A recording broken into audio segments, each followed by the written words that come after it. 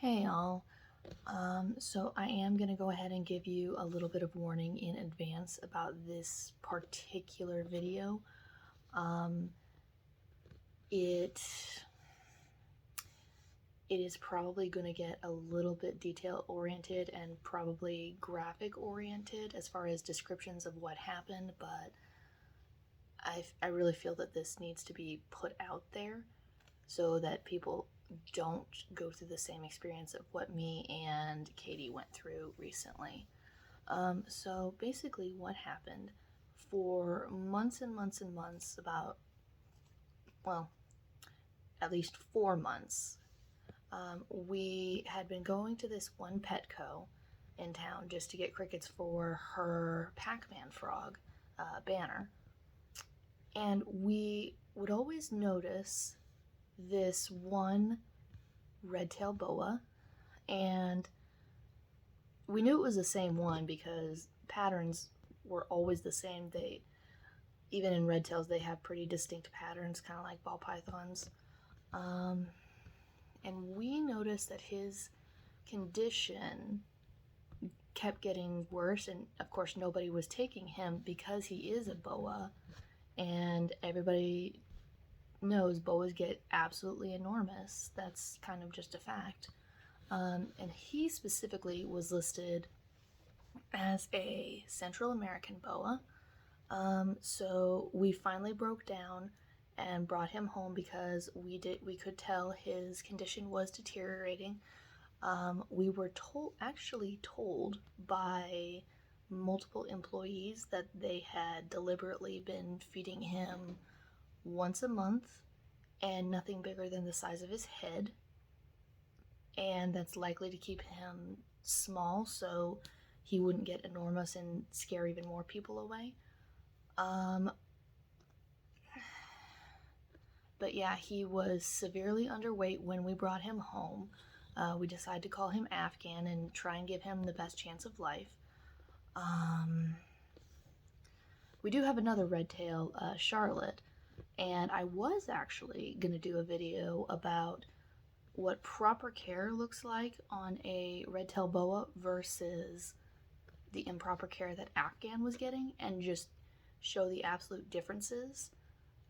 And when I say he was about the size of a hatchling and he was minimum 4 months, probably 5 months old, Charlotte was 6 months old and 5 times his size, which is insane. So what ended up transpiring, he had what we believed to be a respiratory problem. So we had an appointment scheduled to take him into the vet because he was doing a lot of gaping and what looked to be swallowing air is what I can describe it.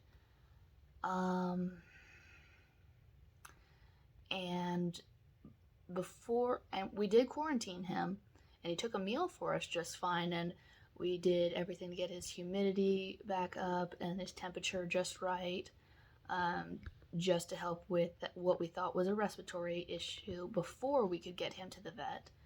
However, before we could actually get him to a vet, there's actually surprisingly not a lot of exotic vets here that will even look at snakes. They'll look at lizards, but not snakes. Big surprise there. Everybody's scared of snakes. Nothing against that, just it's kind of annoying sometimes when you need a snake vet. And anyway, he actually ended up passing away the other night.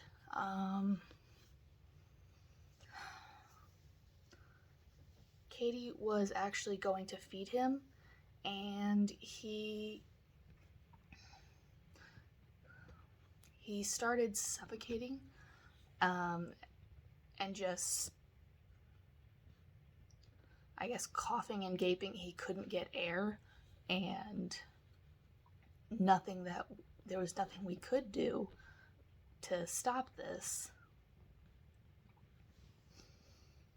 And so after he basically died in her hands,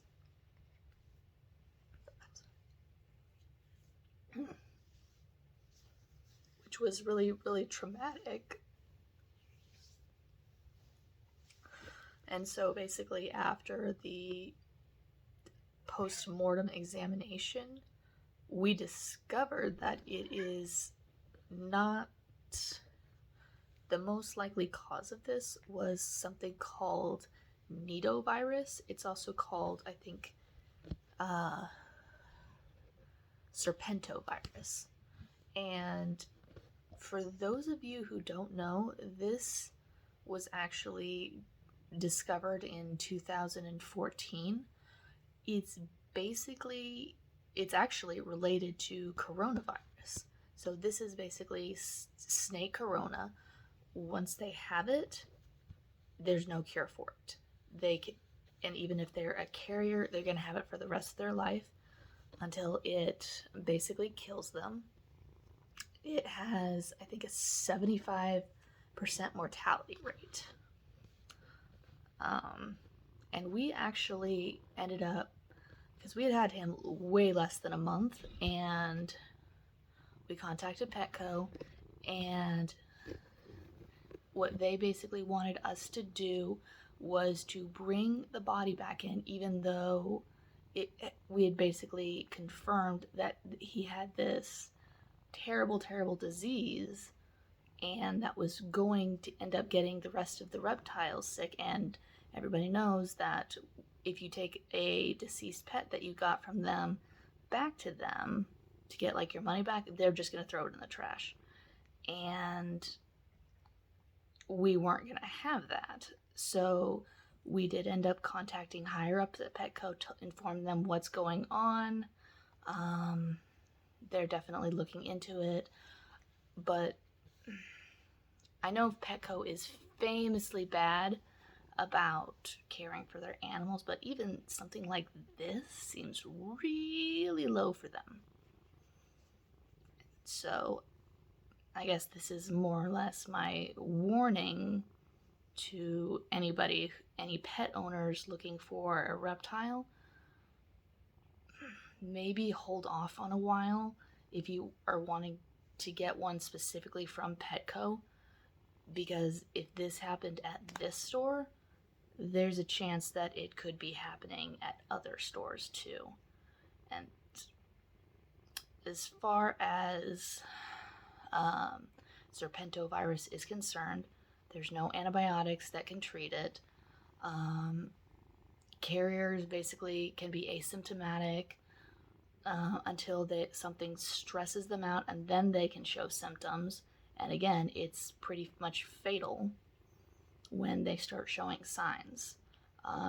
That's actually part of the reason why I don't have any snakes with me in this video, because we're actually, even though they weren't in contact with each other, we wanted to monitor the snakes in that room just to be safe until we can get them tested and everything like that.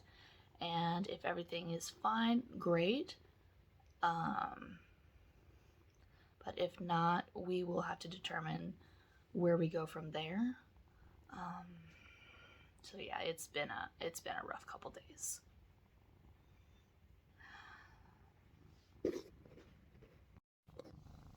Sorry, just a quick edit here.